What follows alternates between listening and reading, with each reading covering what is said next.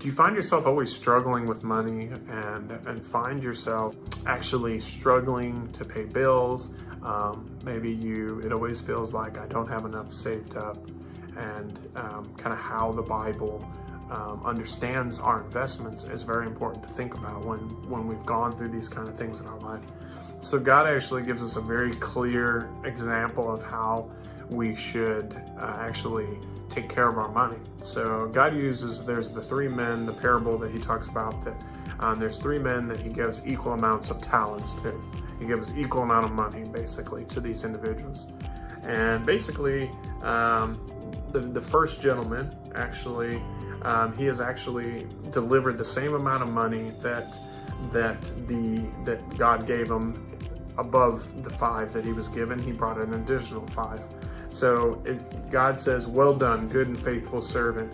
You have been faithful over the little, and you will have much more set up in front of you." A lot of times you got to think about what was said in that moment is that God is saying that when you're faithful over the small, he'll bless you in the large. And that's something that we have to keep in mind. And in fact, you'll actually, if you really think about talent and how the gentleman brought him 5 more than he was originally given, is that that individual invested that, used that money to invest in something else. A lot of times we'll just kind of either spend it on something frivolous, or we'll just dig a hole and just not do anything with our money because we're always scared to what would happen if I were to try to invest in something bigger, or even invest in my future, 401ks, things of that nature. Sometimes we pinch a penny, but the reality is God's giving you an example of investing in something and will reap you rewards. And God even tells him he will put this gentleman in a better position because he's been good over the small things. Now, the same thing happened to the second gentleman. He said, "You good and faithful servant. You were in charge of small things. Now you took good care of that. I'll put you in charge of bigger things down the road." The last gentleman basically said that he was going to dig a hole, and he basically just returned the exact amount of money that that the gentleman had given him.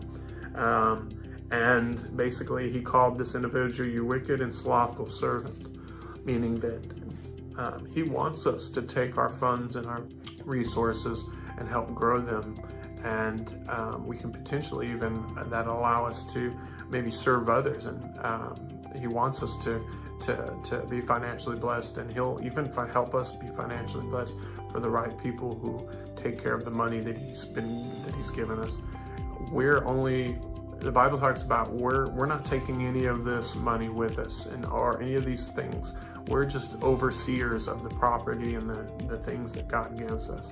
Talks about that multiple times in the Bible. So if you really look at it, that God will give you the blessings if you treat the financial stuff that he does give you now, even though it's small, as if it's something bigger.